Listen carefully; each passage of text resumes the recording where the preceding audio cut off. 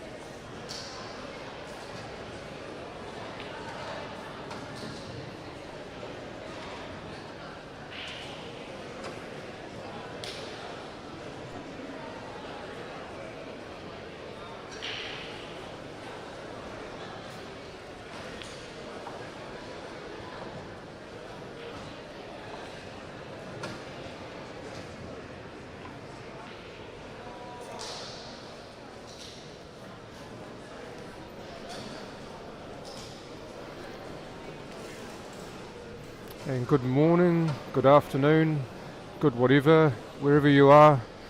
Welcome to day number 2 of the Australian 8-ball championships. This is the AEBF plate open grade.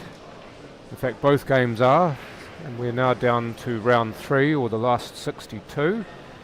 The table on the left, Simon Singleton has just taken a 1-0 lead over fellow New Zealander Riley James. And on the table on your right, you've got the Victorian Josh Gorski, 3-0 up against the Queenslander Brett Green. I absolutely love the way this looks, by the way. This is as clean as anything I've seen. And the fact that you've got the timer at the bottom of your screen as well, just to tell what everything is, remembering of course that it is a 45-second shot clock, and each player has 1 extension per frame of 15 extra seconds.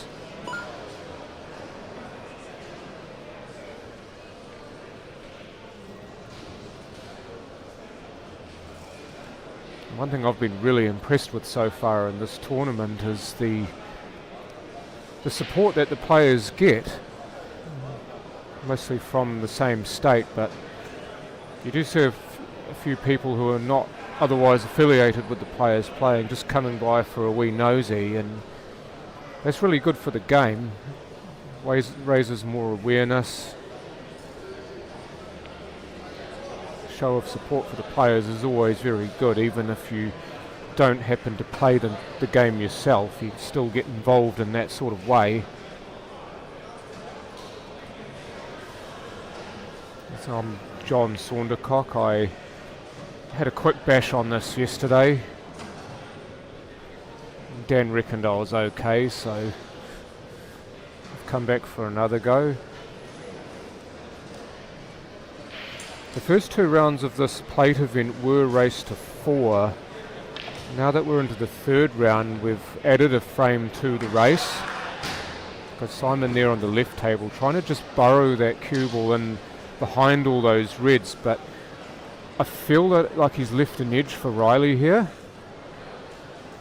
So Riley James, one of the most exciting young players to come out of New Zealand in terms of cue sports. He plays them all really.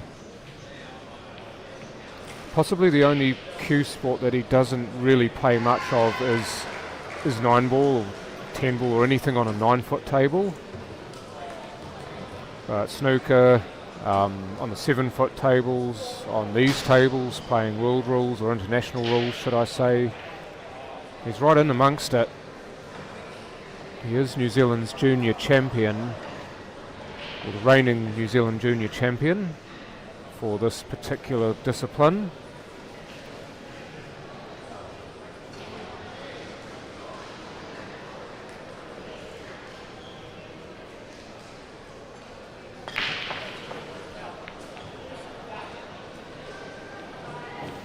Up against one of the very best in the business, and Simon Singleton,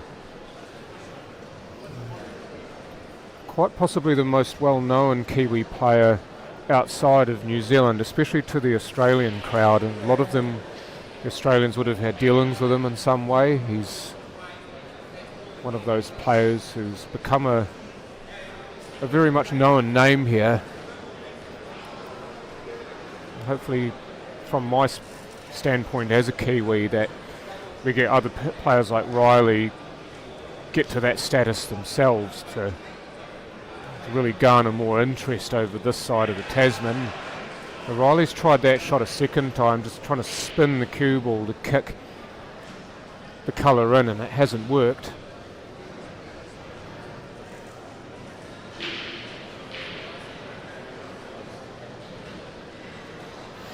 The fact that that red's just below the black and is stuck is going to help him here, but you do question for how long, and then also when you consider the fact that 2 of the yellows are trapped in much the same place, it does give Simon a distinct advantage in this frame. Oh, look out. As soon as I say that, look what happens. It's almost as if I've put the kibosh on Simon there.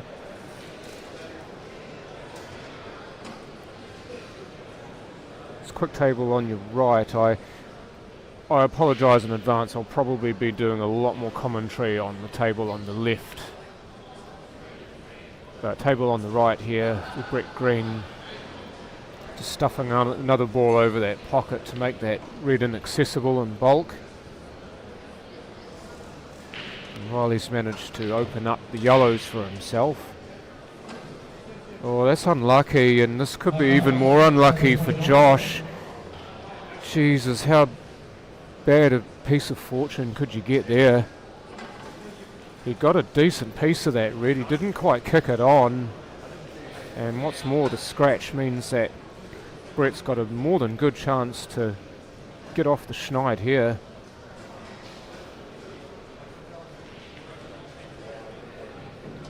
Very much reminiscent of my game against Rob Pendleton, where I was fighting and fighting to get a frame. He was 3-0 up on me, race to 4, and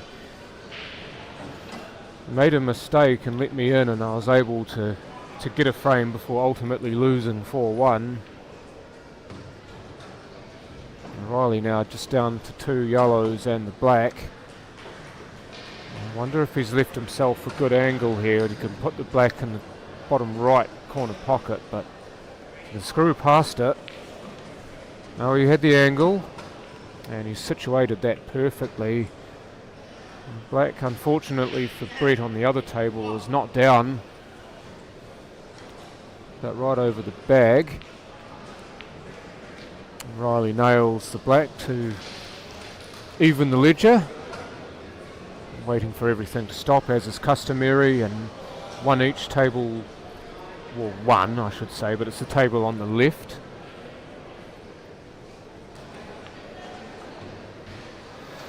As long as he's away from that red as Josh, then he's okay, which he is because he's down on it quick smart. I think the person on the timers had a bit of a mare there. There you go. Once all balls stop moving, the timer can then begin.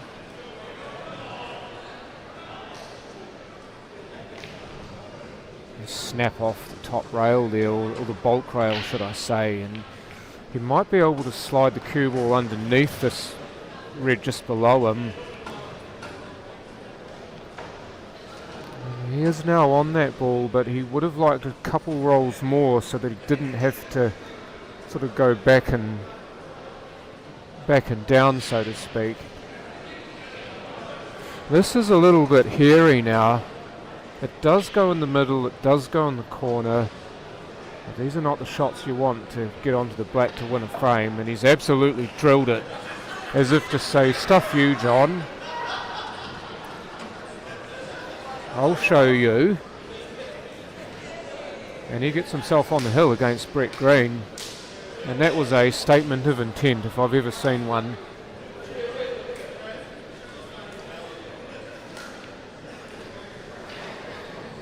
This goes the confidence that you've got when you're 3-0 up and you can maybe afford to have a bit of a swing at things.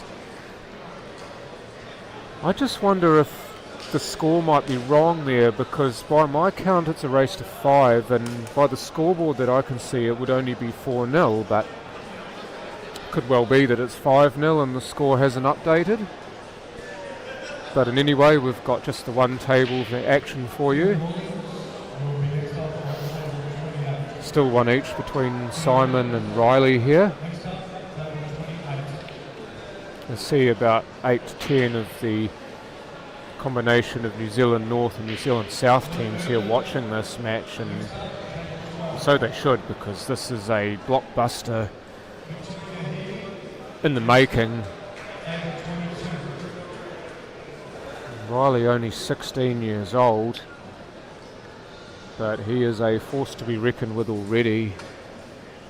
And Simon already is that player for New Zealand. Riley gave him a good touch-up in the teams event yesterday when the North and South played each other. Riley broke and cleared to win his match against Simon. So Simon will be looking for a measure of revenge here to get into the last 32.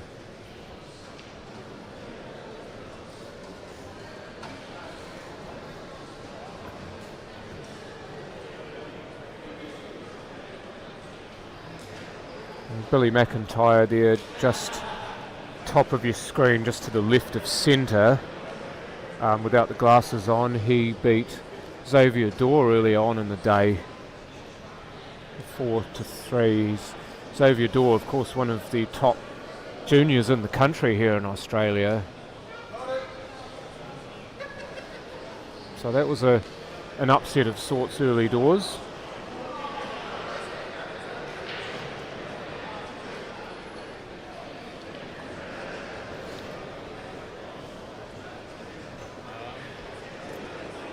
Colby Poole looks like she's won her match in the ladies' plate against Margaret Davies, 3 frames to...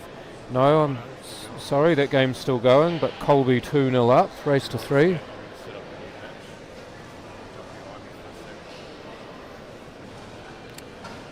Right. So Simon's cleared that frame, and he goes 2-1 up against Riley. Dan's just queuing up.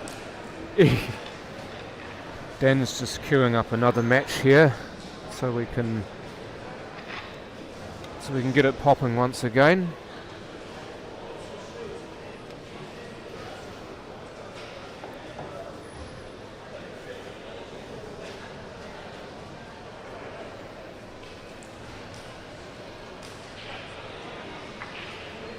You can see that cue that Simon's playing with, that he's laid across the table there, is not the normal cue that he's been playing with until a few months ago, because he actually, I believe he actually lost his cue on the way to Ireland, because he played in the World Championships in Ireland earlier in the year. But his normal cue, he couldn't get it, so he purchased that one that he's just picking up now, and he had to make its acquaintance very, very quickly for that tournament. But he seems to have adjusted quite nicely. Look out, cue ball. Oh, that's always a real bugger.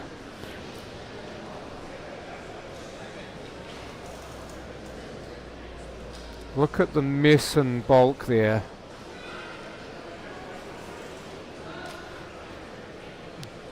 If Riley can find a way to pick that yellow out of there, then he'll be sweet. And if he plays yellows here and manages to move the red next to it and gets a shot on another yellow, then conversely the yellows will look good. He's just going to ask Simon to watch this shot for him.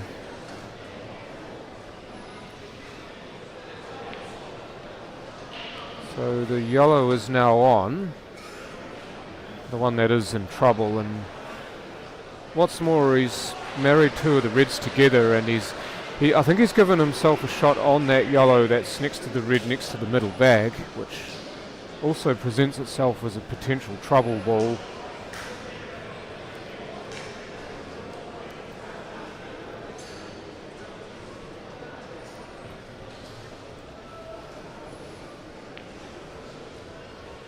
Oh, it stayed out. I thought that was going to choose death, but instead it chose life.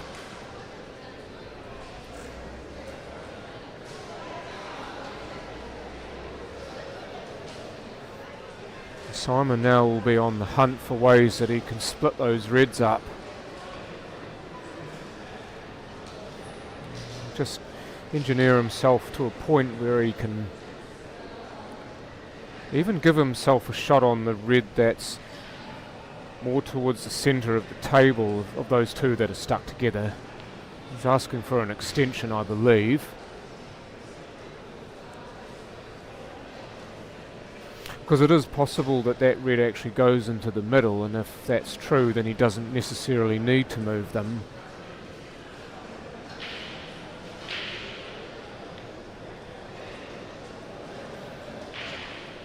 And he needs to land pretty much dead on this ball, which it appears that he has, and then he can maybe just roll forward about half a ball, get himself basically square on that red there. The red that's not quite on the bulk line, but the one that's closer towards the centre line of the table there, of the two that are stuck. That's the one that he'll want to get himself on if it pots. Because if you don't have to move balls, then don't do it.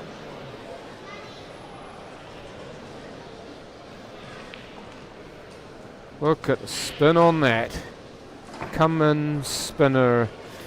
If he's got himself on the red on the bulk line, conversely, then she's all on.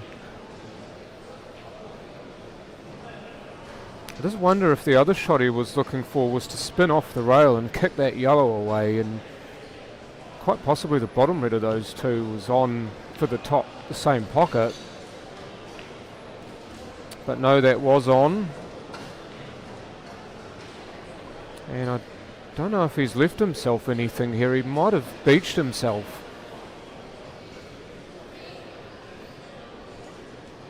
Yeah, he's just landed himself in the yellow sea here. You've got to be careful of the struts above the tables as well.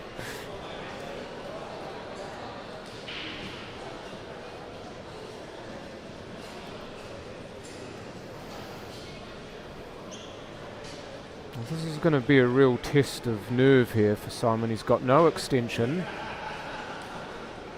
He's going to have to move on this.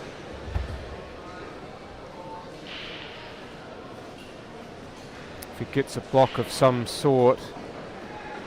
Oh, he's gotten a block of some sort there. The yellow closest to the black spot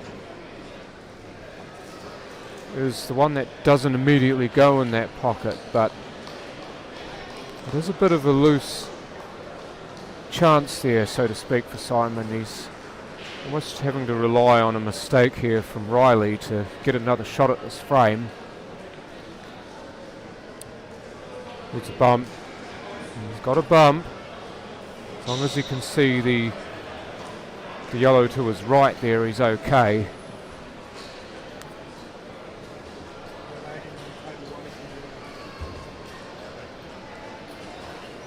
So Jay Windross, our referee, has just informed us that there's a lag going on one of the other TV tables.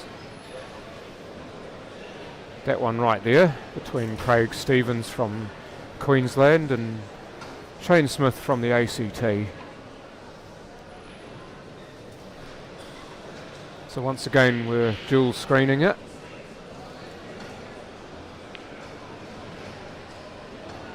Lovely in and out from Riley there to get himself plumb on that yellow to middle.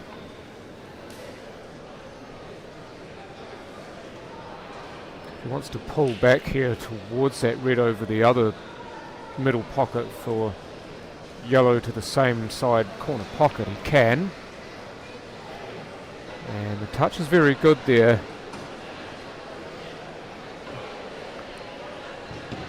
Maybe slightly short, but can pull this off the rail again.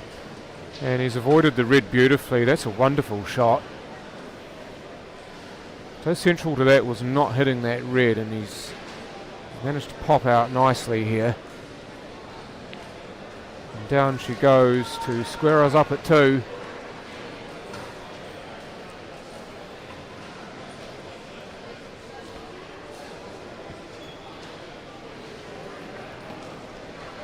So my knowledge of the Australian players being a New Zealander is not quite going to be as good as the Kiwi players, so please bear with. But Shane Smith, as I've just see on his shirt, he is the vice captain of the ACT Open team. And we actually played the ACT yesterday as a team, for myself for the New Zealand South, and we managed to beat ACT 14-10. And Shane was a part of that team, of course. But I believe that New Zealand South play Queensland tomorrow.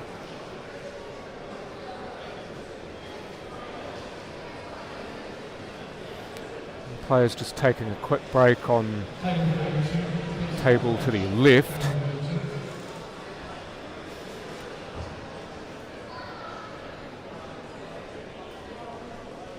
I just want to give a quick shout out to the Penny Fodulis, I hope I've pronounced your name correctly, for running or helping to run the Disability Awareness Challenge, or the T140 Disability Awareness Challenge. That will be starting, I believe, at 5 PM Queensland time today. That is as a nod to those with disabilities seen and unseen. Those players who you can tell that they have some form of disability, but then you've got those that for which you can't. It's just an acceptance and awareness of all forms of disability that can create challenges in people's lives that others may not face. I myself have Asperger's syndrome, which obviously is not a disability that you can really see, but then you've got players who have prosthetic legs, like one of my teammates for New Zealand South, one of my mates for New Zealand South. The other guy I'm staying with has ADHD, which is a disability that is unseen. and then you've got some people with dyslexia, you've got all sorts, all of which can make life a challenge at times, and it's great to be able to raise awareness for this and in a sport that we all love. So there's a really good overhead view of half of the arena there that you may be able to see, is how it's all set up and all the work that's been done, all the work that's been done to make this as good as it is.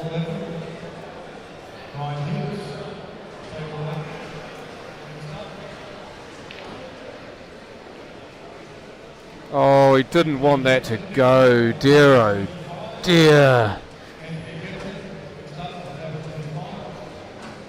That's a dagger to the heart. That would have been a wonderful ball to get pos off. But now this is just a little bit smelly for Riley. And he's deciding that discretion is the better part of valour, and why not?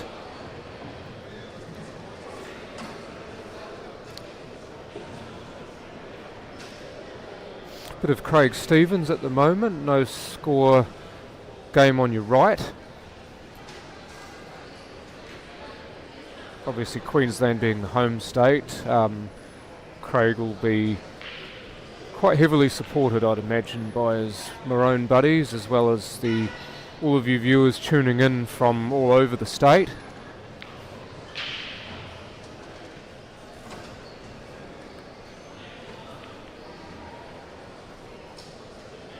Simon just making things a little more complicated at the table on the left there.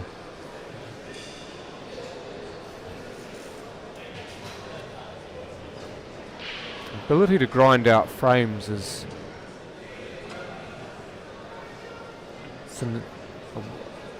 underwhelming. Well, it's overwhelming for the players who play against him, but it's something that often goes unnoticed. It's just by being so patient to keep manipulating balls on the table into places that allow them a better chance of winning.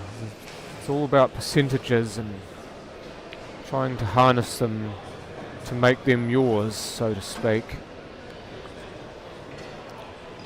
So Craig Stevens has won the first frame in the battle between Queensland and ACT. He goes up 1-0.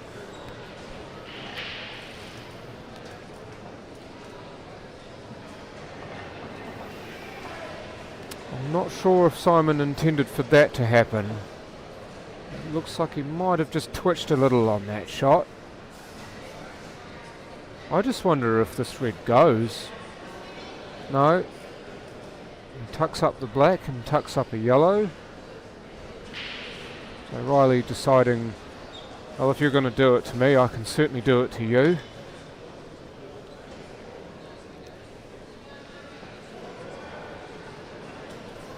This is a part of the game that juniors tend to learn later, is you tend to want to pop balls first and then play safety after, but if you are to play at this level, you need to have a solid safety game as well. Simon's just opened the black up and the yellow up for himself there. He's maybe given Riley a bit more of a sniff, but with that red being near the middle pocket and the red next to the yellow next to the black spot, they do present challenges. So he does at least have some cover there. Oh, he wants that to drop, and it does.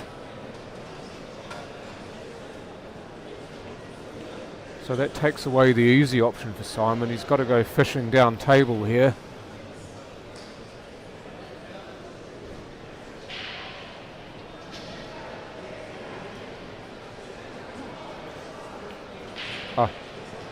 Thank you.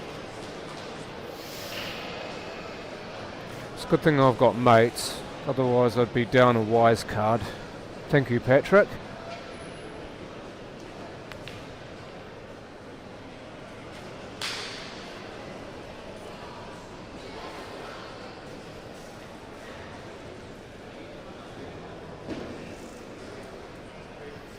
Right, so Craig about to assume the table on the right.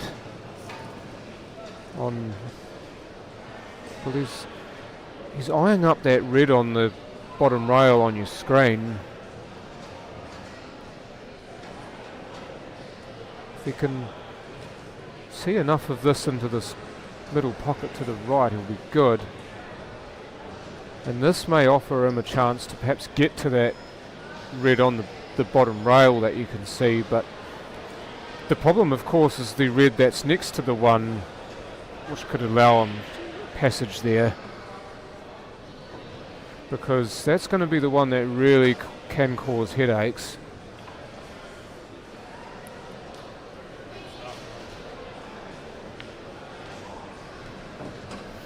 So maybe now we can get that out. He's got the angle, he can just slide across or diagonally across the table and maybe disturb that yellow and the red.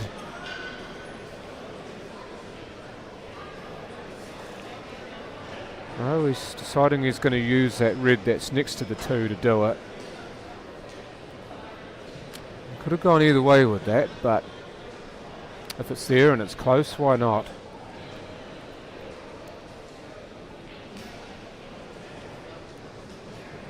He's got to make sure that he can see the shot first. He's just taken a little bit of extra time to look at his angles. Oh, unlucky. He's just tied it up with the black now. He moved it away from the yellows, but it's gone from one sticky place to another.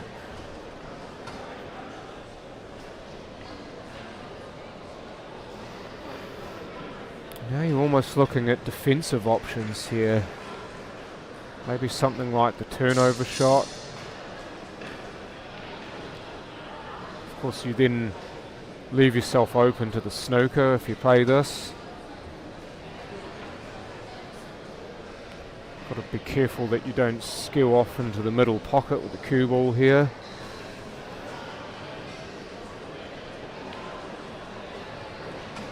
Riley's played that beautifully to get on his last red. All he's got to do is touch that in and he'll be square on the black as Craig has a wing at it and goes in off. So ball in hand to Shane, and Riley just about to cue this black for a 3-2 lead.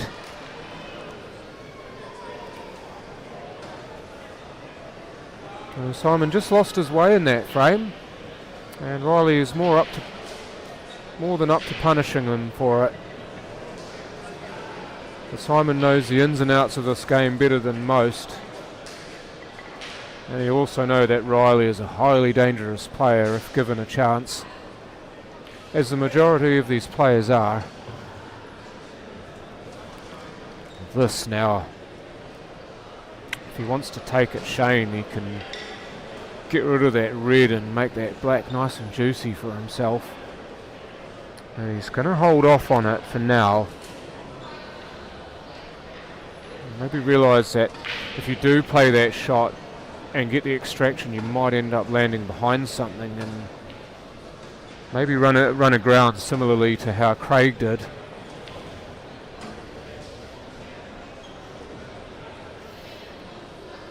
A couple of ways he can do this, and pot this and leave himself an angle either side here. So this is one of them, is to come off the rail and then into either red or black and extract the black. The other way you could have played that was to run through and play directly into the red to move the black, but that could have pushed the black towards the other 2 reds. He's kind of betwixt and between there, but it does appear that the black pots to middle. And as long as he's got a shot on this, he'll take it on. Won't be afraid to play it. And once again, if you don't need to move a ball, don't move it. He's gone corner and he's nailed it. Oh, I don't know about that. Actually, no, apologies, that was his opponent. Ball's still moving, don't touch it, but it's all good. Just a wee bit quick on that.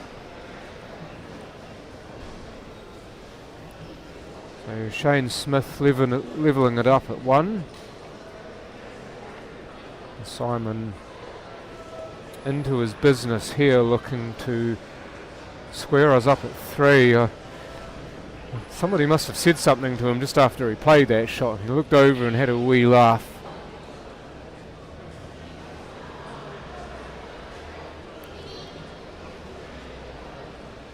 Just needs to be careful on this shot that he doesn't park himself behind the red. And that's a lovely bit of touch there. First of all, to get the speed right, but also just to get that little bit of spread to stay away from the red. And this played beautifully there, just to hold the cue ball for the black. And we are level once again. So 3 frames apiece here on table 1 on the on the left. Battle between the 2 New Zealanders. Nothing to separate them. Break off has happened on the table on the right, also locked up at 1 at this particular time. As Reds are in play for Shane.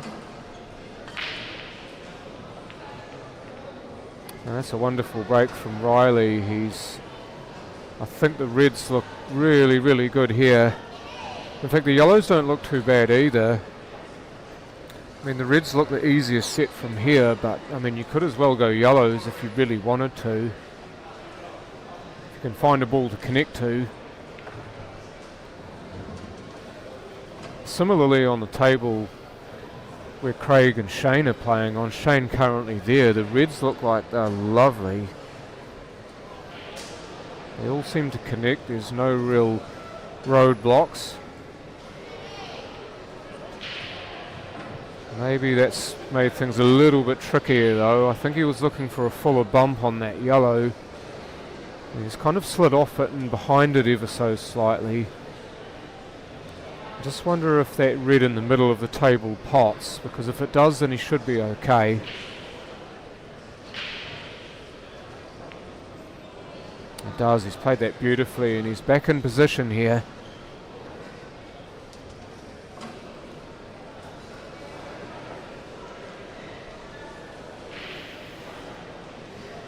Just a little stop or a tiny draw shot here. Yeah, just a tiny draw. Just to make sure that you've got some clean cueing on this ball. You're not having to bridge over that yellow in any shape or form. I'm having to bridge over the one there now, but that's a bit easier because it's further away.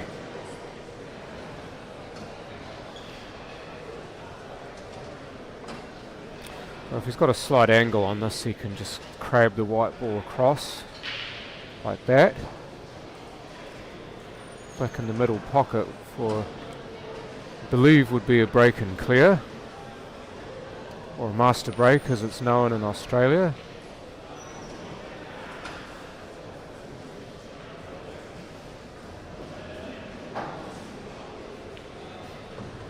And down she goes, so Shane Smith, after being 1-0 down, is now 2-1 up.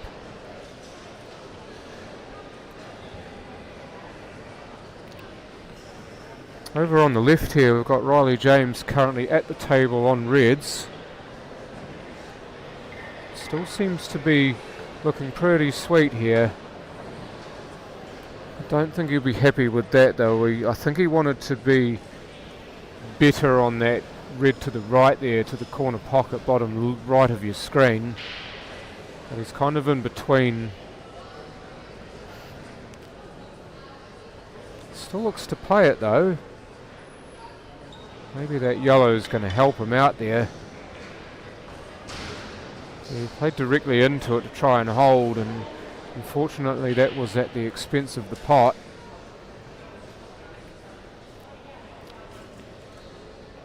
Simon could put a snooker in here if he really wants to. Or maybe play the turnover shot and get the cue ball, if the angle's there, to screw back behind the yellow that the cue ball's closest to. he wants to go the safety route. Alternatively, he could play the one on the bulk line and screw into the yellow next to it. No, he's going to have a go at some. Thought maybe there wasn't an easy pot on there, he might just go for the snooker, but they are there, and he may be able to extract that yellow, or at least play a turnover shot. Not a turnover shot, a skill shot. Either or would have been fine, but that's probably the best that he could have gotten, or the best result that he could see.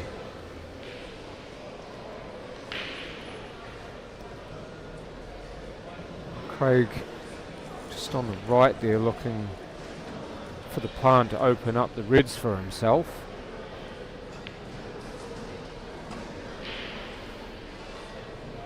Oh, this is lovely.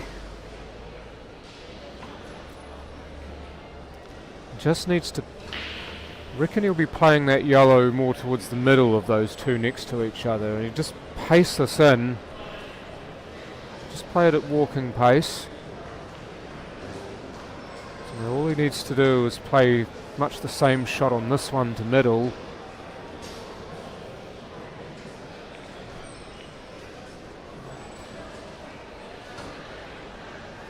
Sort of tiny angle here on this ball, he can run off the rail and just play it as a touch shot and try to put the black in the opposite corner pocket, or he could run through it. Now he's run through it ever so slightly, and so it's on in the other middle. He had options aplenty there, and this will do nicely for a 4-3 lead. He gets himself onto the hill, and Riley will be ruining that missed opportunity to do the same himself.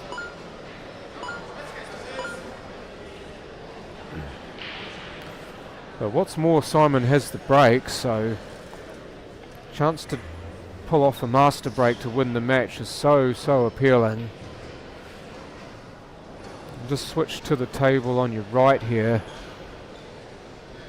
It appears that Shane Smith at the table, Craig having been unable to finish.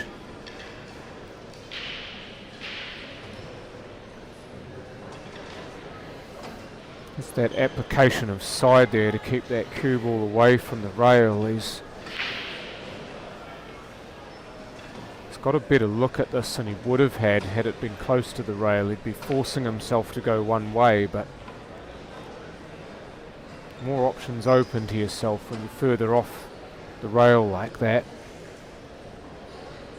Might just tuck in behind these, yep.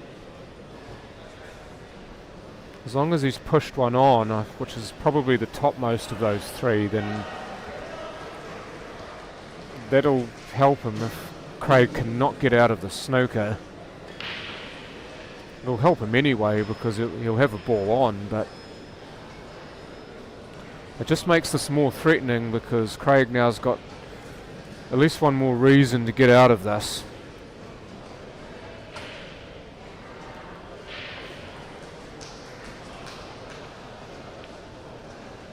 Made a connection, he's made a rail. He has left Shane directly on that yellow that's now open of those three.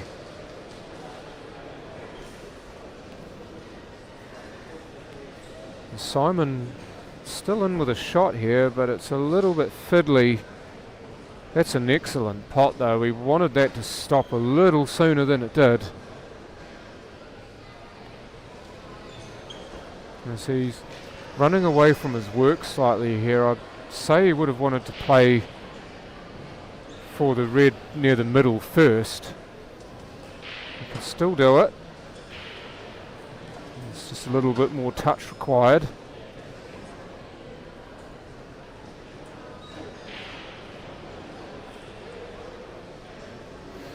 He's going to spread this to try to go off the right rail here. And maybe open that angle up back towards that red. Hey, here we go. It's all going to be the speed. It's wonderful speed control. That is right on the button from Simon. Just got to make sure that he doesn't get himself stuck on one of the yellows. He looks fine here. This to advance to the last 32 of the plate for Simon Singleton. And down she goes. Fantastic match that. Riley James, a more than game competitor here, but he's just been bested by Simon. But he's only 16 years old. He's such a talent. He is such a talent, and he will get so many opportunities to go deeper in tournaments like this. Now watch out for the name. Unfortunately, his plate is done. Simon will move on later today. So we do have the one match that we can now concentrate on, with that game being completed. Shane Smith playing out there and was unable to get out of the snooker. He was on yellows and he just clipped the red, so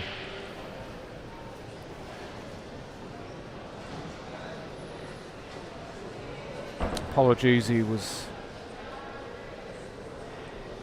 on yellows, I should say.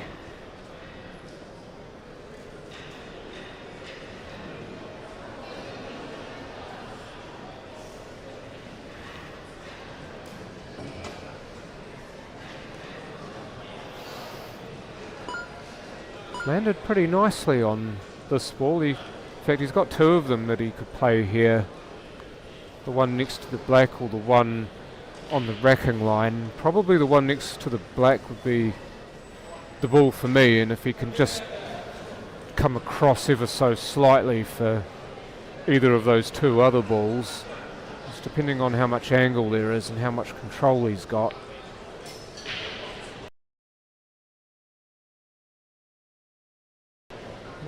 That'll do. Good use of the yellow, whether he intended it or not. This offers him a very good angle to play for the red on the rack line there.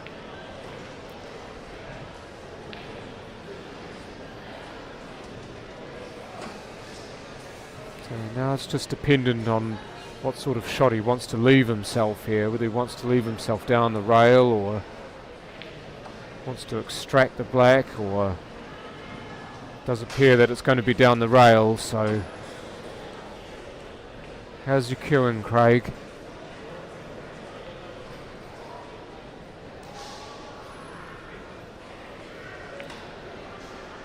Oh, it's a beauty. Drag shot to perfection there.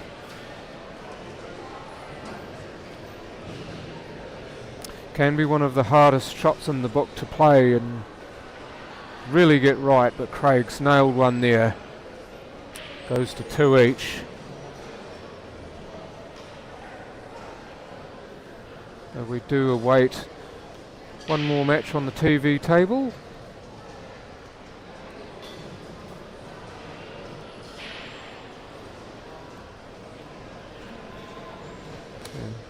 Because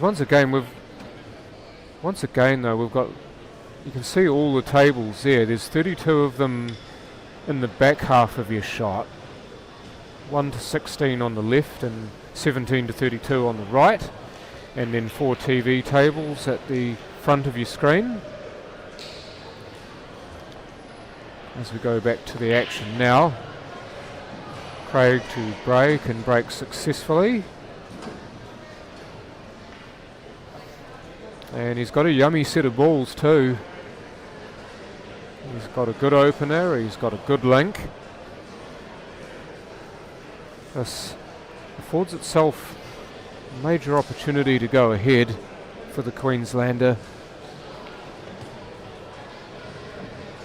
There you go, he's on the bottom of those two reds. He would have earmarked either of those two balls to get on first, because those were the two that were going to cause the most problems, but now we can get rid of one of them. make the other one on. Just got to be careful that he doesn't get tangled up with the red above, because there is a chance that he'll run into that. Yes, he's run into it, and looks like he might have just tangled himself up. It's always a bit finicky when you play that way, because you know you're going to hit it, but you're never quite sure where it's going to go and where the cue ball's going to go with it. But it does look like he's got a double or cut of some sort here. Oh, shot. That'll do really well to give himself the chance to run the frame out after sticking himself in a less than ideal position.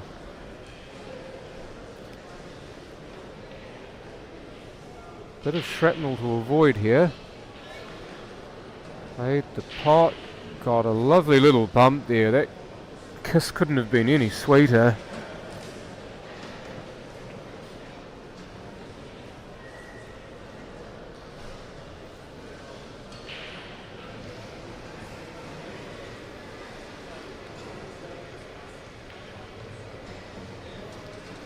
Well, that's near perfect. Just a wee screw here. Let's get past that yellow that he's next to, and Bob's your uncle for the 8. Just enough there to allow himself an open shot at this ball. And this to retake the lead after being down 2-1.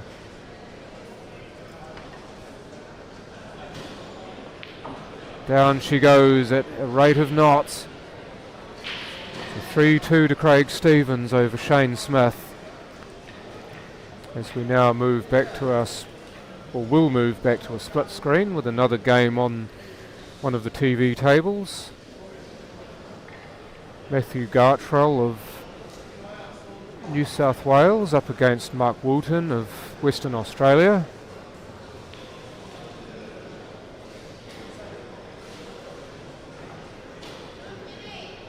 Top young player is Matthew, actually. I got to see him play a little bit in the teams event, I believe, yesterday. Mark Walton, don't know a hell of a lot about him, but he's obviously done more than a few things right to get to this point. So we'll assume he can play some pool. And off on the break here from Shane, so cue ball behind the bulk line for Craig, and of course you can play in any direction as long as the cue ball is in bulk here. In some rule sets, of course, with a bulk line, if you've got ball in hand in bulk you can only play forward, but in this rule set you can play in any direction you like. And it is an open table still. Cue ball table on the left, look out. He's trying to just dump it in that corner of the table there. But unfortunately he's just bitten off too much, and Mark will have a good early opportunity at these. He is on the reds. Actually, no, he's not. He could be on either set because it's still an open table, or no sets established.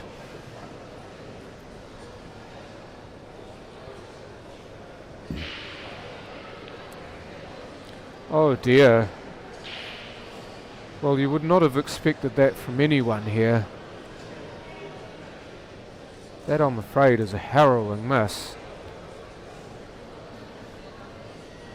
Might have been some early nerves there, or just wanted to get himself going, and so often what you get in these games is you want to fill your cue through one to, and then you really feel like you're in the game, but that is not the way to do it.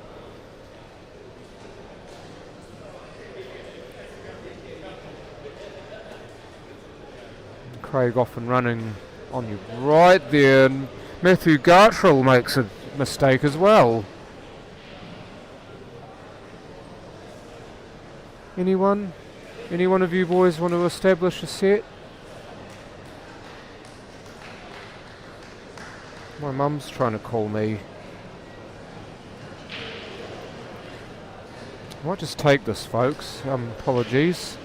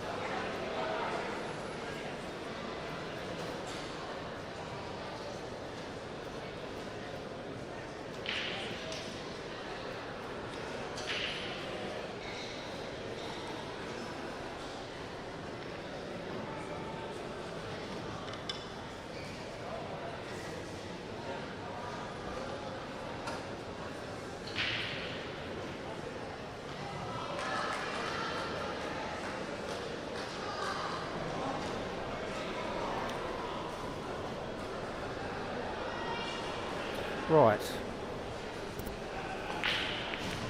Hopefully that is me back on and you can hear me again. Just got a call from my mum. Just updating her on the situation here as well as how I'm doing and what have you.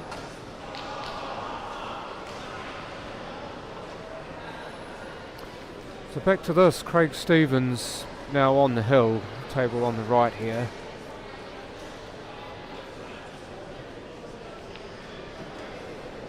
Ooh, careful.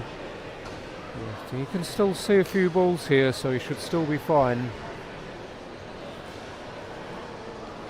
It's just enough away from that red where the red going to the bottom right corner pocket is on, and then he can re-establish his position here. Oh, the cue ball table on the left.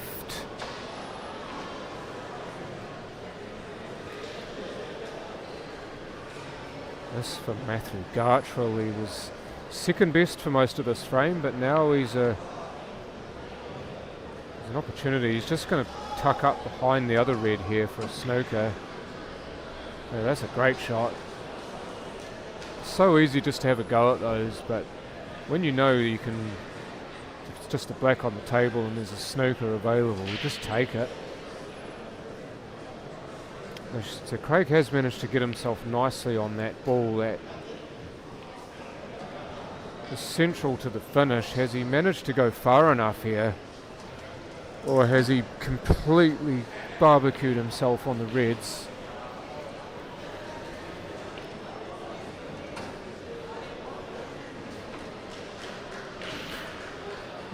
The fact that he's taking a while suggests that he might be in a little bit of trouble here. Unless he can play some sort of caramel combo shot. Combo's on. Is he going to wind up? Good. I would say all things equal, he'll be really happy with that. Especially if that red passes top right. Because he can use that yellow directly below the red into the middle as a break. And Matthew on the table on the left, now onto the black, and this would be to open the scoring, which he does. So 1-0 Matthew over Mark. You see it's well used there, and he managed to pull that yellow up just in time so that it didn't block the 8 into that corner pocket bottom right, which appears to be the natural position off this. Not sure if he's going to top this through or play bottom. Well, he's kind of played a stun type shot there, knowing that he's more than likely going to run into this yellow behind and to the left of the black there. This for the win and to advance to the last 32. Just needs to be careful he doesn't go off the yellow to the left of that and then off. It's the only thing to watch for. He shouldn't have any problems with the pot. Obviously he's got to make the pot.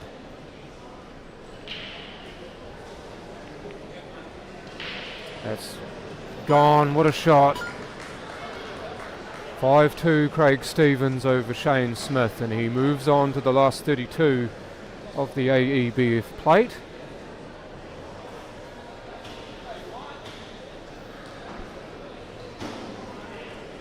Reeling off 4 consecutive frames to win that match after being 2-1 down.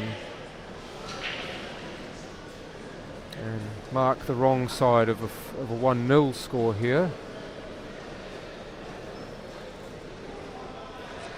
In a good place to even the score up. In fact, he's on the yellows. He's going to play long here. And that's not going to get it done. Has he left a pocket there for Matthew there? If this goes, no doubt he'll be taking it on. They do play quite big if you play them softly. See, just like that, you play that slowly, that the ball will hit the jaw and the pocket will take it. And now he's got a transition. Well, it's up table, but it's down table on this view, so I'll stick with down table. I'm going to pull this back off the rail, and is he going to land on a red? You bet he is. Don't think it goes cleanly, but he can carom off the back of the yellow, and what that will also do is open that pocket up for any of the other reds there.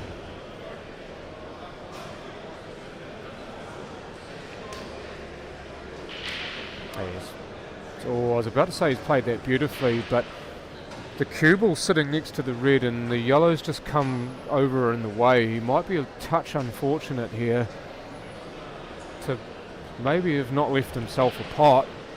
He's certainly got a shot, but I don't know if anything pots here, unless he's willing to get jiggy with it and jack up on the cue.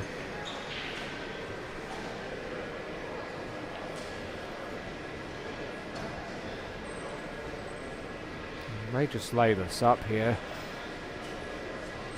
Yeah, he's just played a little layup shot. Nothing doing but to turn the table over and say, have a go yourself, Mark.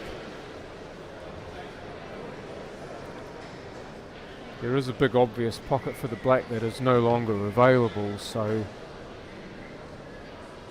Already you've got that to contend with.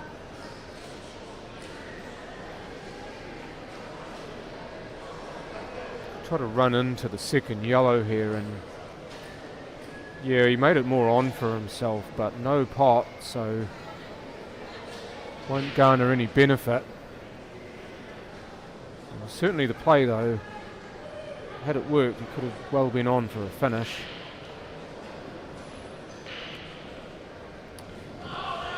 And now this is a prime opportunity for Matthew to double his lead.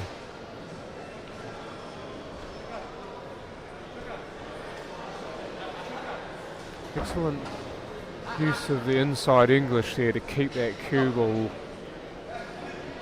in a handy spot here to just drop this red in. The position on this last red's going to be a bit tricky though, just because of the yellow and the black being there. It covers the normal route that you would go, and also that yellow right on the rail to the left there blocks off another natural path that you could take, so he may have to try to pull this back, or he may play with the same sort of inside English again. He's just overcooked it slightly. If this cuts, he'll take it on though. Quite possibly he'll take it on.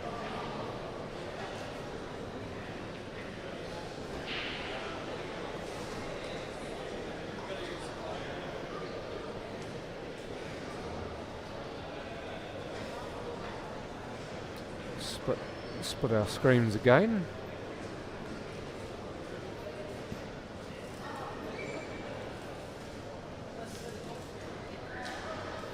So we've got Travis Martin from Victoria against Northern Territory's Chris Beagley.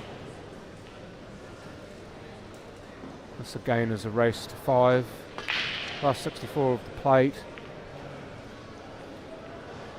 Chris there breaking off, and did he break dry or did he get one? No, he broke dry. Mark up and running on the yellows here on table to your left.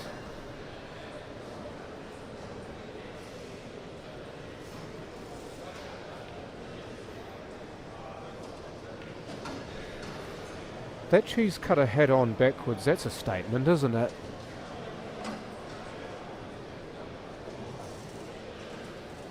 I'm not quite sure the significance of that or reason for wearing that, but I actually must admit it looks quite neat. It's got a badge on the back which shows prominently.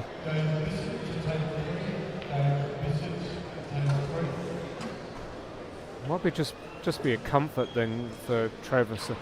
I wonder if anybody can actually tell me.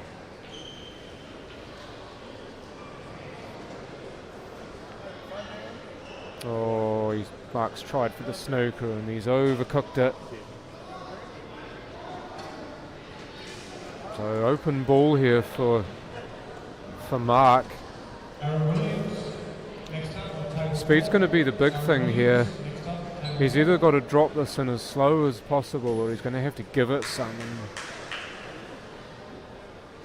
go short rail, short rail. Oh, he's bitten off a massive part of the pocket. That's a lovely shot. Using every millimetre of that pocket to hold the cue ball to go 2-0 up. Once again proving my point that if you play slowly, the jaws will take, the ball will take off the jaw and go into the pocket. Matthew Gartrol goes 2-0 up over Mark Wooten.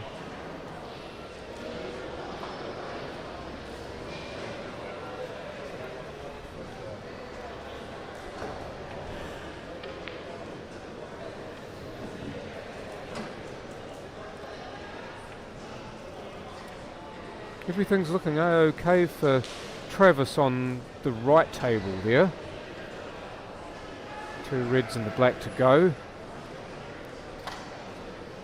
Put this one in quietly and leave yourself an angle to either to top through ever so slightly or just to pull this back, and most players will elect for the pull back here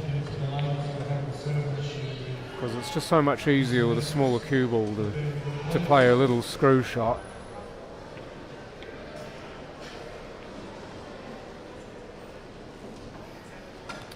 Black at his mercy here. This would be to open the scoring, and in she goes. So 1-0 Travis Martin over Chris Beagley, table to the right.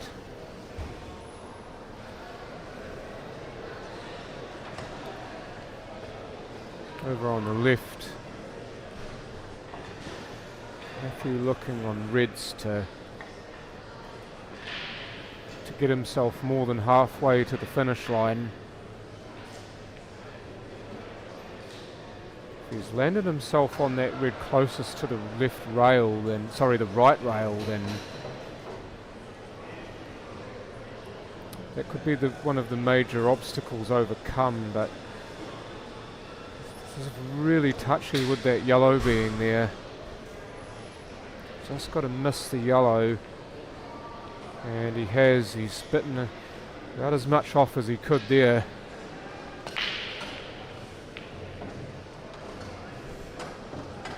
That's a fantastic break from Travis on the right table. 1, 2, 3 in. The yellows look yummy.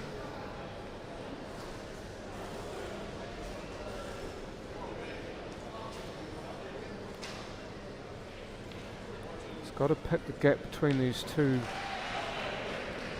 Oh, that's not what he wanted. He's trying to pick that gap between those two yellows on the left table there, but he's just run into one. And he could well have run aground here. The cut to the middle does go, but that is a hell of a shot. He's going to smash into a bunch of balls here if he plays that. Is he going to play the carom double here, or even just the carom straight into that middle pocket? No, he's got the double. Well, I thought he'd got it.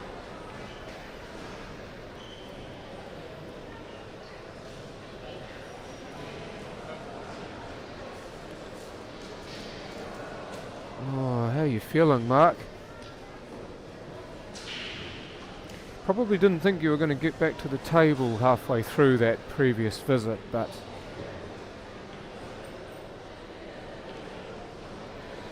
now you've got to give him more than a puncher's chance on yellows here.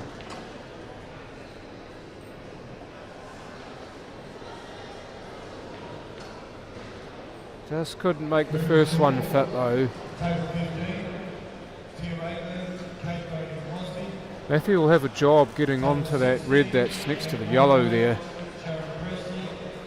If he's got any sort of angle here, he can go one or maybe two rails and just slot in behind it for that red bottom right. The red that's stuck I'm talking about. Look out, middle pocket. If he'd spread just a touch wider, he could have been good. But the middle pocket jumps in the way to intercept.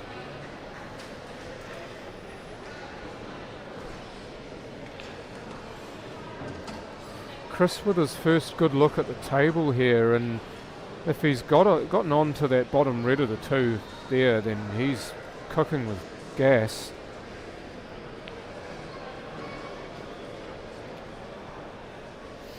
This is right here and now for Mark to get himself off the schneid and well and truly into the game.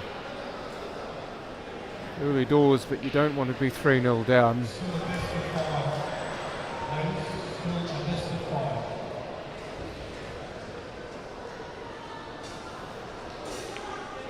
He is on the yellow to the middle right here. Just as Chris is on for the red middle left.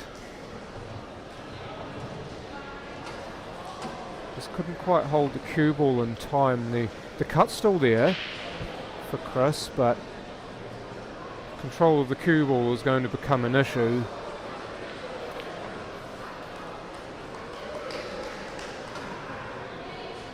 give this some screw. He's going to give this some, or maybe he's decided that it's not prudent to give it some. Hold on to your hats, folks.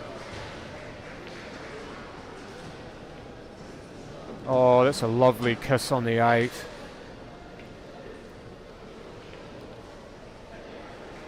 Oh, just winkles it in. Table on the left, that certainly wiped its feet, but decided to enter the house. Touches that in, and the black to the middle would make it 2-1. This for 1-all, table on the right. Once again proving that your speed is so important. But we are square at 1 on the right. And Mark opens his account on the left, 2-1 down now against Matthew Gartrol.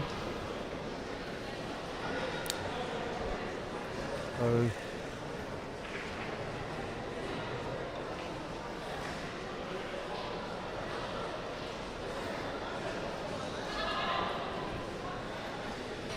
other 2 matches being played on TV tables, if you've got any look at those.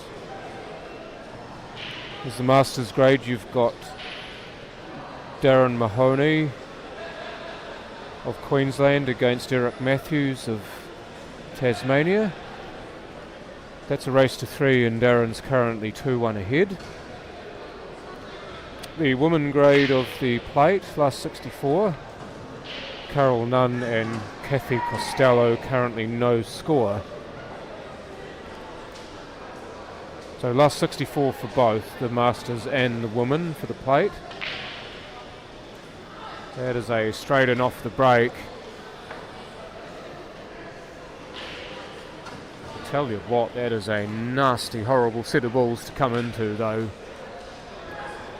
But with that being said, you'd much rather have the first crack at these because you've got a chance to move them as you wish.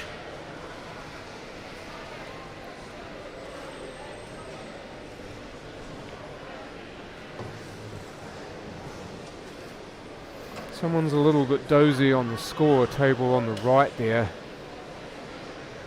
It is 1-all. Can confirm that Chris did win that last frame. Thankfully for us, the score can be changed here. So that is now the correct score.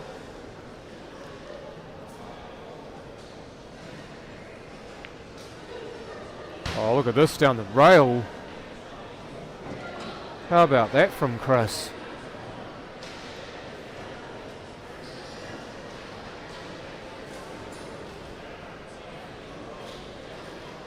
Now just move that yellow outside, just outside of bulk. Oh, but not there. But not there. Cued that ball beautifully, but he just didn't get the rub. It may still go though, in fact. Oh, I'm talking out of my bum. That did go. That's another fantastic shot.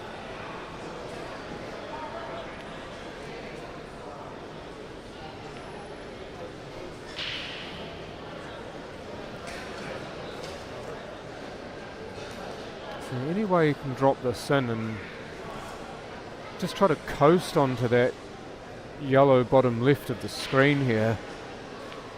The table on the right for you folks is the one I'm looking at. It's got to watch the middle pocket and it's got to watch the black. Got to watch the black, see, that's the problem.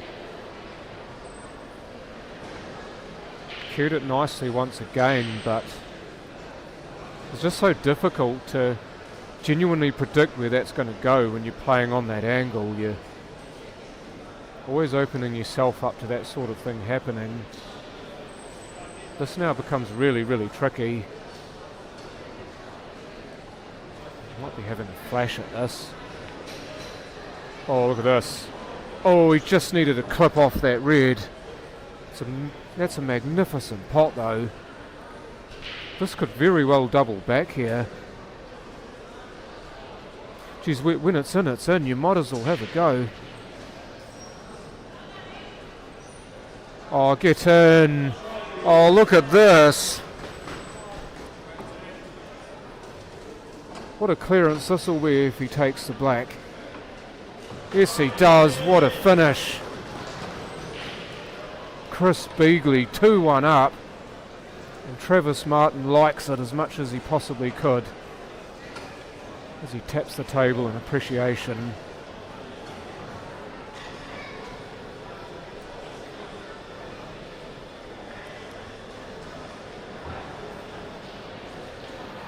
When you go, you'd better be ready to go. And Chris Beagley said, I'm ready to go.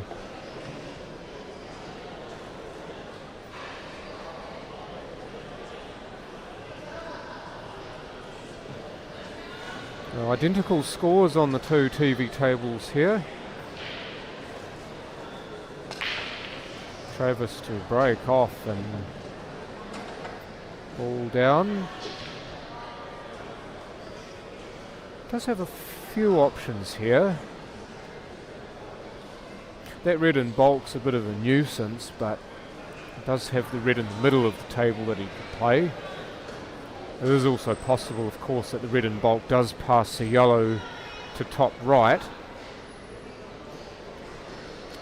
He is looking and looking at the red in the middle of the table, but now he's switched back to the one in bulk. And now he's off and running. Matthew Gartrol looking to put another red amongst the yellow pigeons here. Oh, in she goes. But hear him scare him for a moment there.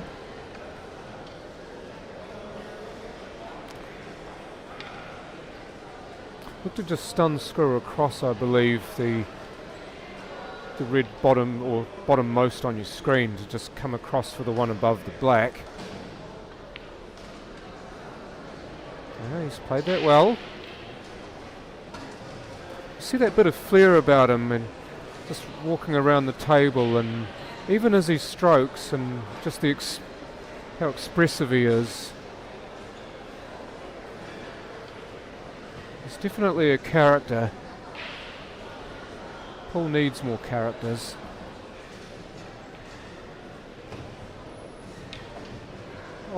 Opting for the run through there. He does have a bigger pocket to aim at with the yellow being there, so if he wants to just sort of stun this in and leave himself dead on that last red, then he can do so. There we go. Almost as if written on a cereal box. Now to just dead weight this, always japping up on it. Oh, well played. That is such a hard shot to play. I absolutely hate those. And Travis Martin doesn't. That is a wonderful break and clear to answer an incredible finish the frame before. Square the ledger at 2.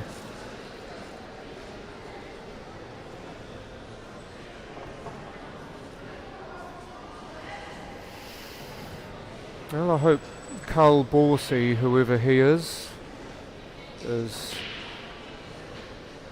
that is at all possible, able to watch this, or at least able to be here in spirit with the NT players. All of the players representing the Northern Territory wearing the shirt with remembering CueballTV on the back of it. Oh, it's a conspiracy. Cue ball kicked in. Travis Martin to the table with cue ball in hand behind the bulk line. But yeah, it's a wonderful way to remember someone who has passed away. Stick them on the back of your shirt and carry them around with you. That is not the answer on the left for Matthew, though. He was Just trying to open up the other red by clipping off red off yellow, and he's just gotten his pace wrong and missed the pot. Tell you what, Travis has got his swag going here. He's most definitely not here to shag spiders. He's obviously had a little bit of a scare a couple of frames ago, his opponent taking out a wicked finish, and he's decided, well, best form of defence is not to let you come back to the table.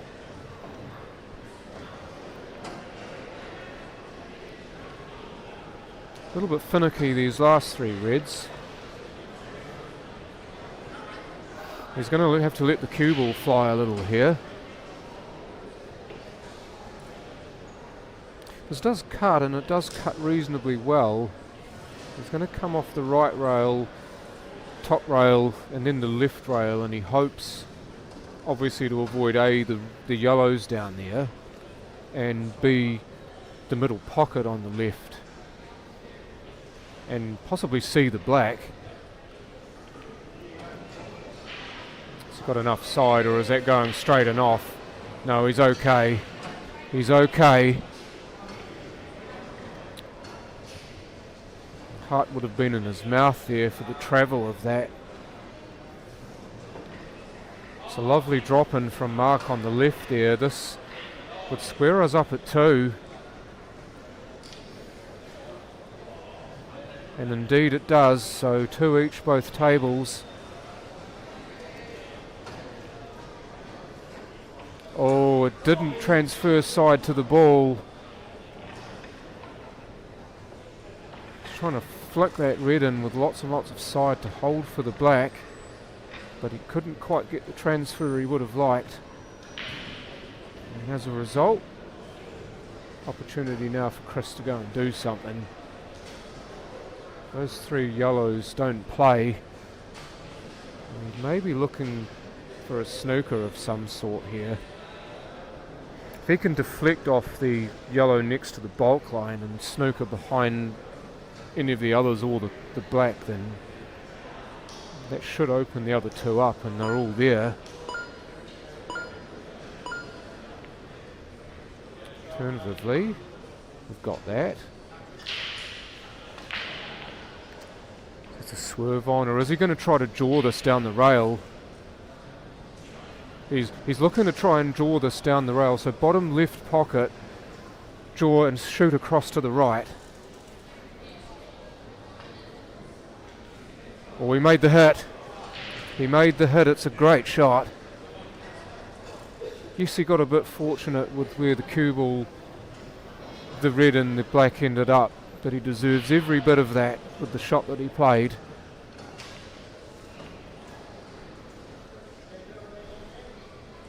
Now Chris back into pensive mode here. He'll look to try to kick that black towards the other yellows and just stuff it up. Just to be the biggest pain in the bum that he can be, but instead he's going to try to use the relative safety of those balls. He's played that really, really well. It's always good when you can get a tap on the table from your opponent.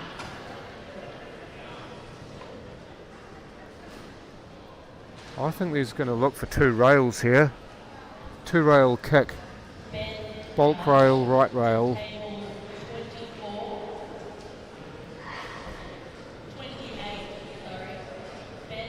Slightly tricky line to negotiate. Oh, he's going to try to do it again. He's going to try and draw down, go the long rail this time. But this time it's not to be. He just caught the second jaw, or the third jaw, so ball in hand for Chris. But with the way these pockets are cut, it actually becomes a viable option to get yourself out of snookers. You don't have a lot of tables where the jaws are cut in such a way where that shot is possible, but on these you can do it, and it doesn't get any less cooler the more you say it.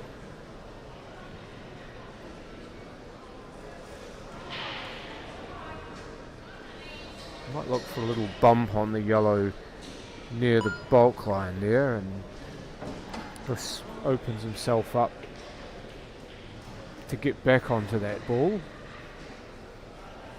Maybe spin round it, put it in the same pocket.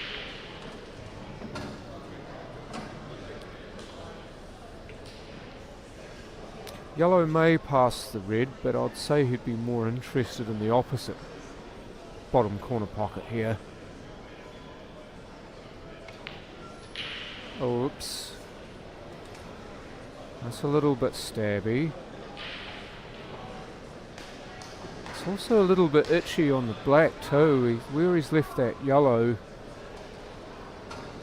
I do think the black does pot to bottom right.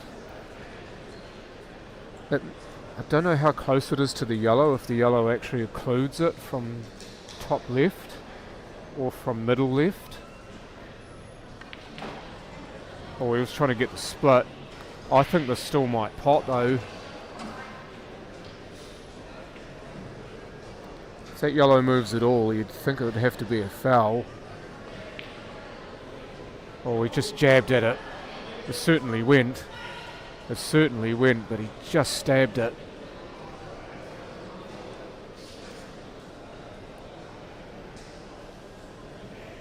Matthew looking here to re-establish the lead.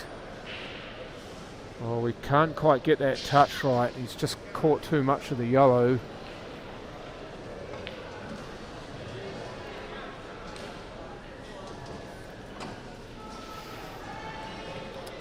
That's not the worst result there for Chris. As long as he can miss that middle pocket here with the follow, he'll be fine. Oh, wonderful shot. Widen it off the rail. And how's your father for 3-2 up?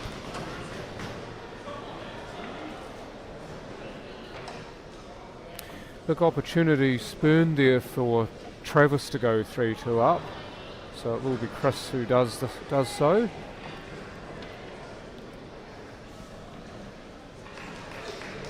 Interesting frame developing here on the left with the yellow being parked over the pocket there. Still a chance if he can get back to the left side of bulk here to give himself a real shot at that red. But because he's kind of put the red on the rail instead of out slightly, he's going to look for a turnover shot here, or maybe even a skill shot. Screw back into that other red. No, he tried to play the skill shot, I believe, and it didn't quite pan out for him.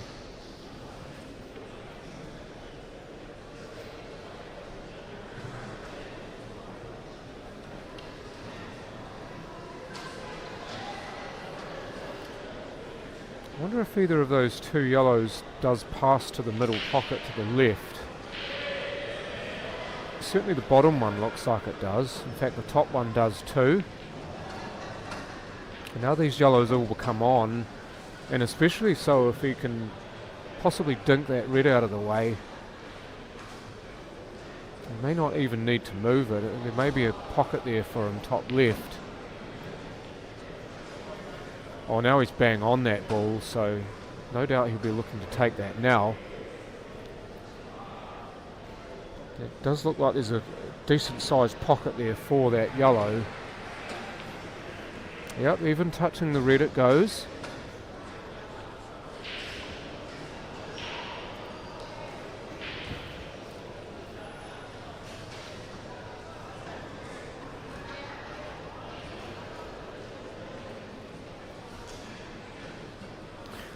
Bit of a toss-up here between the yellow and bulk and the yellow over the middle. He's decided to...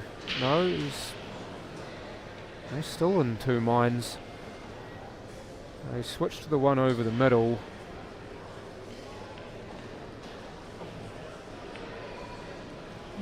It's possibly not what he would have intended to do, but it's not bad. Just got to control the draw here. Direction and speed.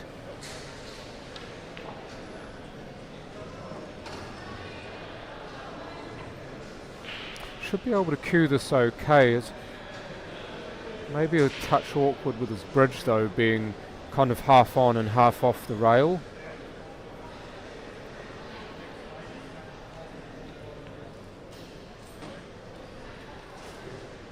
He's going to dig in on this. He just wants to fade across for the black here. He's played that really, really well. Now he could try to power this into the top pocket, or he could cut it into the middle. Whichever way you like. Looks like he's going to cut to the middle here. And he does. He doesn't want to go on off the red though. Look out. Oh dear. That would absolutely rip your guts.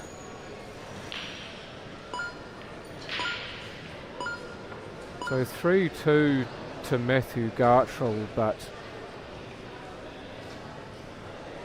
that was a howling mistake from Mark. I don't think he paid enough mind to the possibility of the scratch there. I just wonder whether he was a touch casual on that black. I don't really think he tried to put anything on that either, to maybe pull the cue ball towards the rail, or just something to alter that path that would have prevented that mistake. Maybe he just misread the angle. And Matthew will take them how he gets them, but you're not going to get too many of those this week.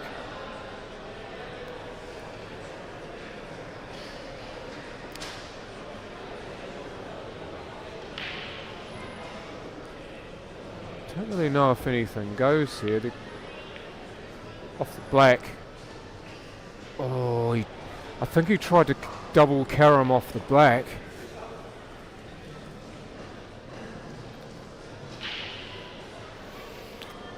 I mean, those reds near the black spot do look slightly ugly, but two of them do pot, so that will open the other two up.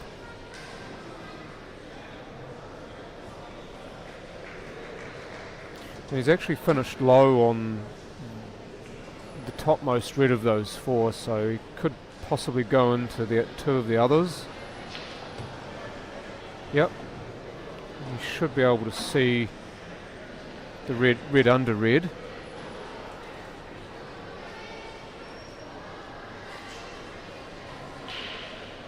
Yeah, I'm not surprised that there's a bit of a break on table 1, or the left table, considering what's just happened. Sometimes you do need to take a little pause and play when you've got a frame like that, because it does rock you ever so much if you are the player who has committed the foul.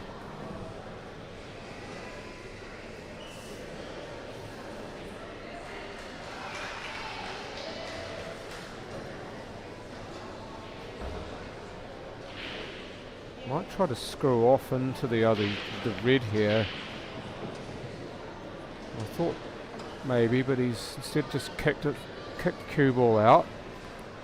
So that red nearest the left rail is shaping up very much to be the one he plays last. And he's got a reasonable angle to just float over onto it now.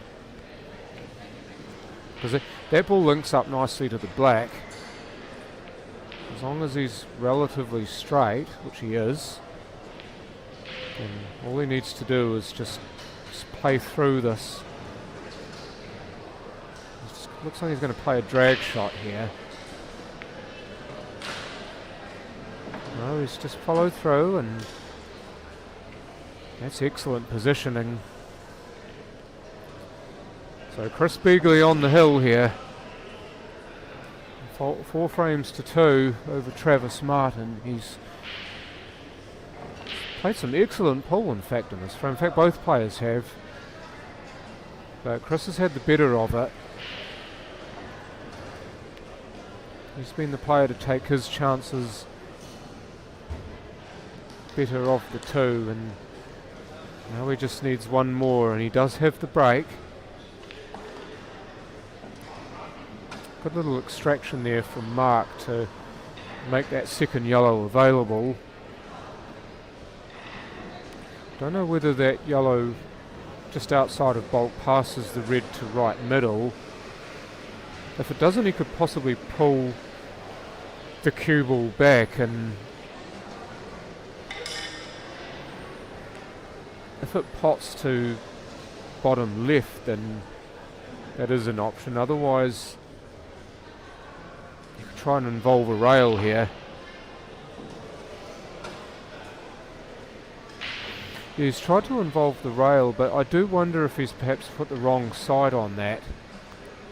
If he wanted that to open up off the right rail, then he needed the opposite English to the English that he put on it.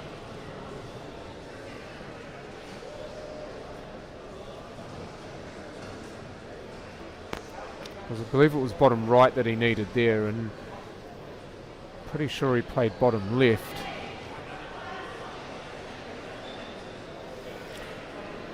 Yellow next to the rack line does cut.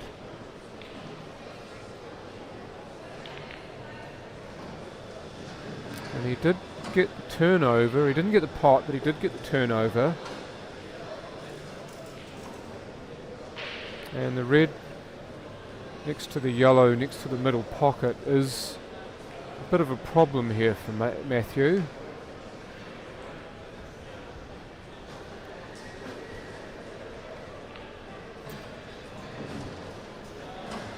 Beagley looking to continue his march here.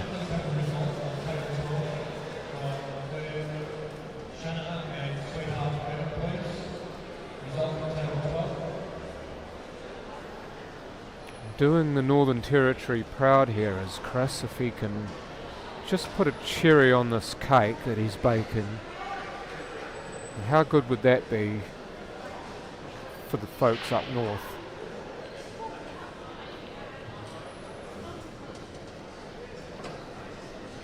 Oh, look at this. He is in prime position to get on that red below the rack line. That is the red that needs a home. That and the one that he's shadow queuing at there. Those are the ones that need homes the most. He may even be able to use one to get onto the other here. In fact, he's trying to get on to that other red now, and he's not quite managed it, but he may still have a shot here. He's managed to stay on that red bottom right of your table there, which means that the chance that the clearance is still on. He's just going to have to reroute it. Play this one bottom right and give himself an angle to come out and maybe get onto that red into the middle right here, because that's the most obvious pocket that it goes into. Just needs to find his lines here, and just he's taken his extension. Right, he's given himself the angle.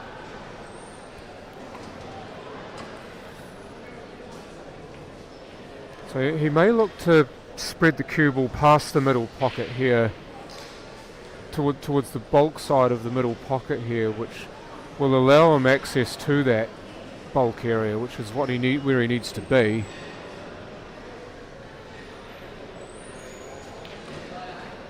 Well, here we go. No, that's not going to work. I think he was just hoping for a bump off something there. But I tell you what, just the way that he's queuing that tells me that that red goes top left. I reckon this goes top left. Let's find out.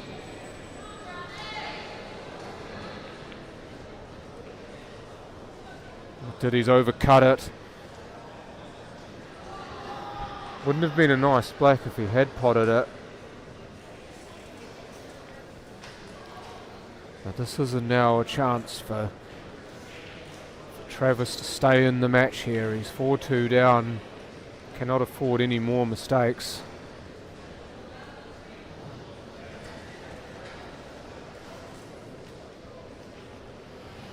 Needs to find it here. He's just using the time wisely.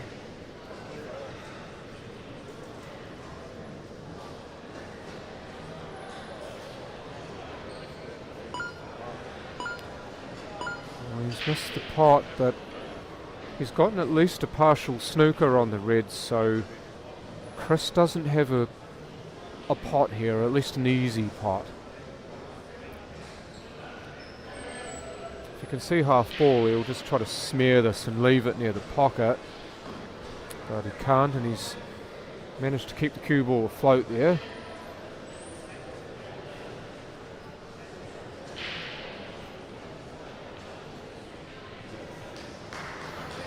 There are fewer places on the table where you can get a snooker here.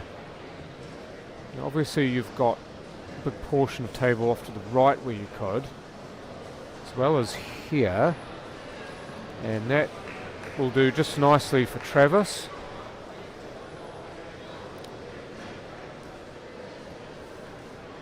This is going to take a real steady hand from Chris here if he wants to go 2 rails and just clip the underside of the red to stick behind it. That is a shot that a lot of the pro players can play. 2 rails, well, sorry, 1 rail I should say, and then just brush the red, take the rail and sit behind it.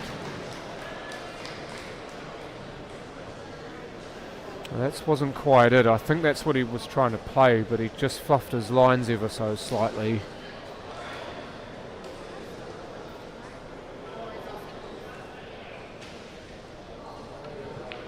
Travis is taking the yellow next to that red.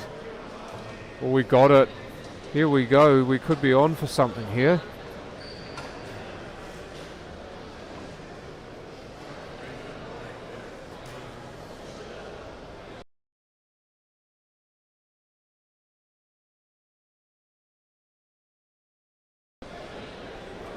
Table on the left, Mark looking to avenge that earlier frame where he should have won and didn't. Oh, that second kiss off the yellow killed it. He's trying to bury the cue ball in amongst those yellows, but the yellow he played kicked him out.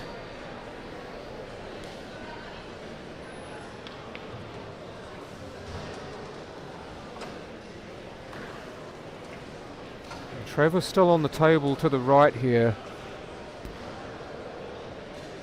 Just needs to watch that he doesn't get tied up with the black here. Oh, he's played that very well. Matthew, actually, he's looking at the ball on the rail here instead of the one over the pocket. I think he's looking for a bit of a confidence screw back here.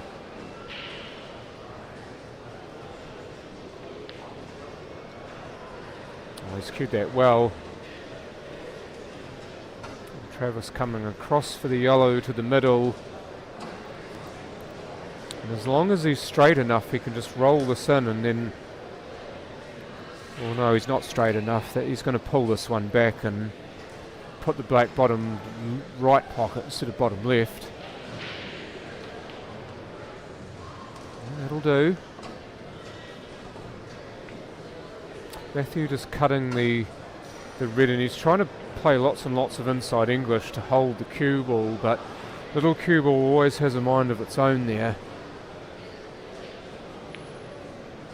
Black is down for Travis. He now just trails us by a single frame, and he will have the break.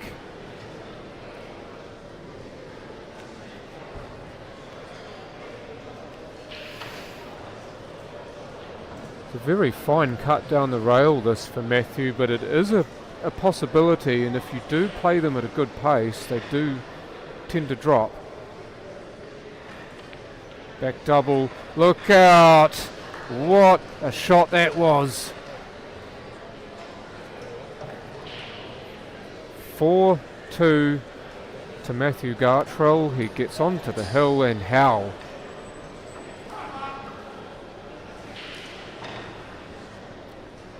These two games really starting to hot up. The mark to break, he needs to find something. He had a big opportunity to win that frame as well, and he squandered it. So it's now or never for the Western Australian.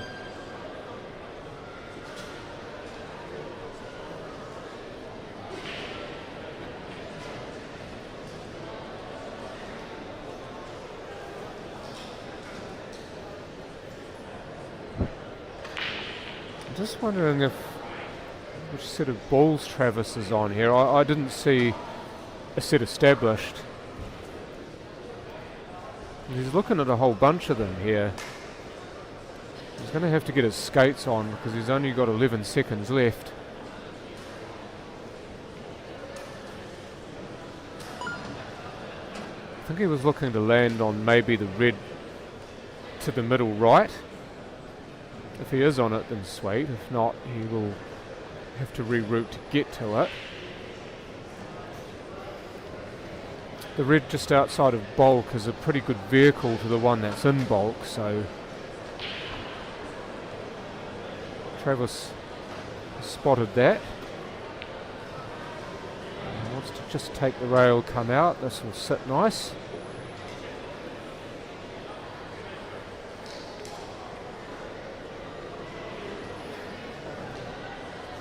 And this, if he cues through it nicely, come down the table here and get himself underneath that yellow next to the black and be on the red next to the black. But he's got to make sure he cues it, because if he's short, he might not be on anything. Well, he's just short, but possibly got his line wrong too, but I do believe he's still okay. He's quite possibly got the red to the right middle pocket, and also maybe the right red to right bottom.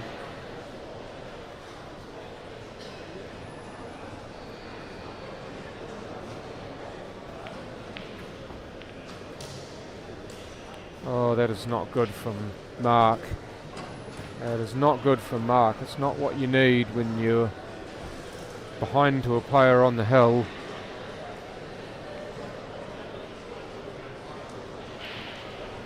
He was just trying to make something there, was Mark, and sometimes you just let your arm go too much on those.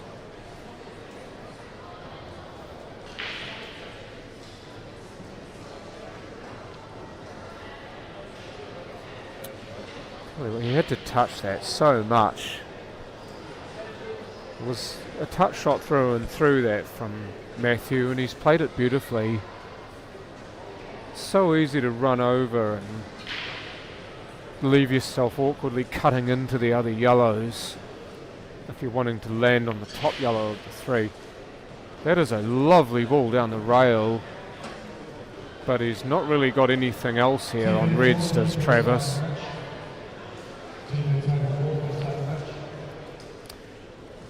He is looking at maybe a safety shot of some way to play the turnover and try to stick that yellow, stick the cue ball in right on that yellow that's next to the black.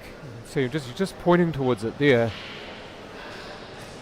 Or even quite possibly with that shadow queuing, he might be looking to come up behind the red and kick it into bottom right pocket. I would not put it past him to try this. Well, he's tried it, but it's not to be.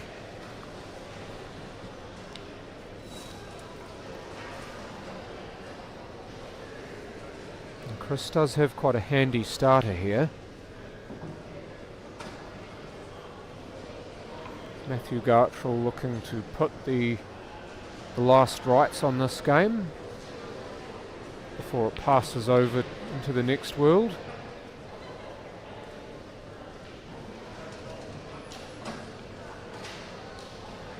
Look at this again for touch. Might be a little bit heavy that time though. And he's not afraid of really slowing that cue ball up to get it to kill.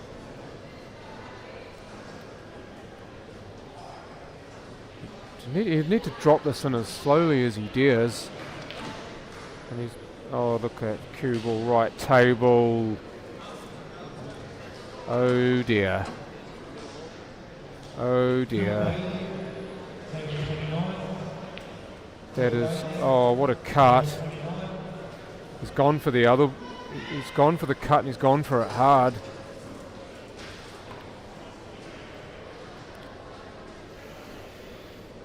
Maybe looking for the double here because there's not a lot else on here for Matthew on this last yellow. It may even cut into the middle. This might cut into the middle, you know. It does, he made it. Look at the cue ball. Look at the parking. Oh, what a wonderful finish from Matthew Gartrol. Moves on to the last 32 of the plate. And unfortunately for Mark Wooten, his tournament ends. Now that is some finish though, and in fact that whole game there was an awful lot of good pool played by both players, but Matthew had the better of it. Back here to table on the right, and now we've got Hill, so bonus pool folks. Travis Martin squaring the ledger, and we will go to a decider. And from a position of strength, he is now level pegging with his opponent, and in fact you'd say the momentum's against him because he's lost each of the last 2 frames. He does have the break though, which may be helpful, especially if you can reel off a good one here. He will absolutely need to make a good connection on this, or it could be trouble.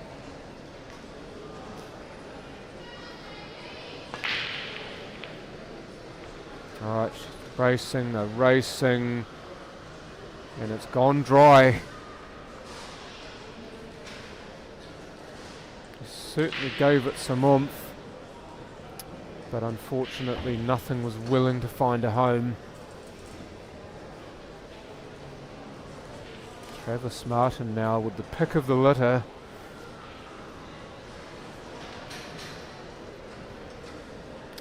Does look like the Reds have more latitude for a finish here.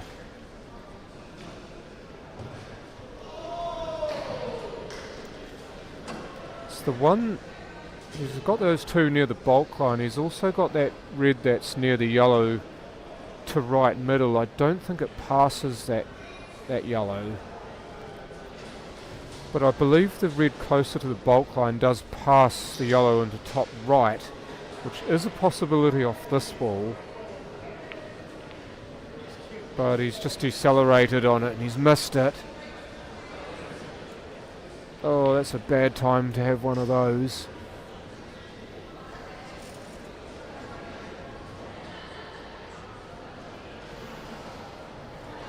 Bit of ugliness for yellows here, but a couple of good shots could sort these out. He's certainly not been shy of having a go.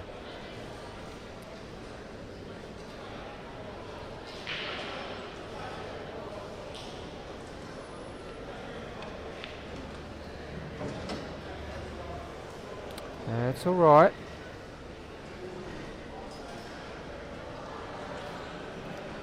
Might be a plant on here. You see he's cueing that yellow in the middle of the table towards the one near the middle pocket. Well, he's gone past that, but now you're potentially looking at a cut here. But also just from left field, that middle yellow of the 3 that it's just on the right of your screen. Maybe that middle yellow actually goes. That's one to look at if he's otherwise stuck.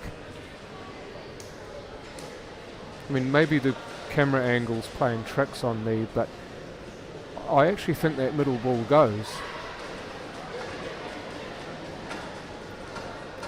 And I think he's seen it too. He needs to call an extension, and he was pretty prudent to do so. If this goes, this opens the other 2 up beautifully. Oh, it does go, and he's nicely on the one to top right. Now he's got options as to how he plays this.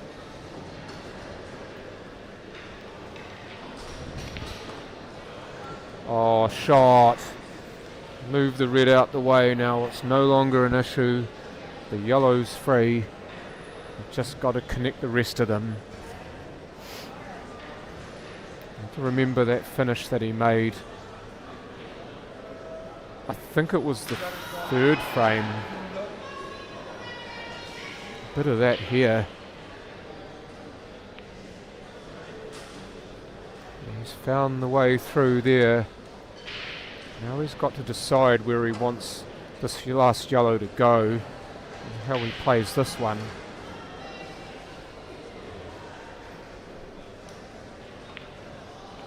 Oh, he stabbed at it. He did something very similar to what Travis did in the shot that he missed in this frame. He would have been perfect on his last yellow too. But now he's just got to watch and hope that Travis makes a mistake of his own here. But this has been some sort of fantastic game to watch. That's gone well short if he's looking for the red near the rack line. But this does still plant, and he still can flick the red in that's over that pocket and come back towards the yellow. He's still got options here. He's going to play the plant. Oh, he got them both. He got them both. He's got the angle too. Red to middle pocket. Get into bulk. Get yourself on one of those two reds. Preferably the one closer to the middle of the table.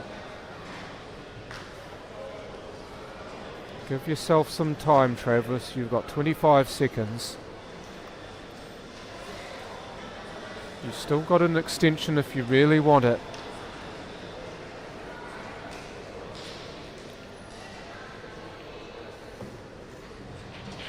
How's the speed? It's a little bit over, but it'll do. He's still got a shot. He just needs to stroke this nicely. Just to touch it in, really. How's it? It's good. Now where do you want the black? Make a choice. Make a choice. Somebody please stay away from the camera.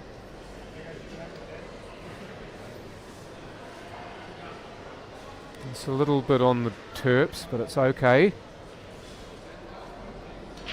Run through maybe and put the black in the opposite or top right corner pocket.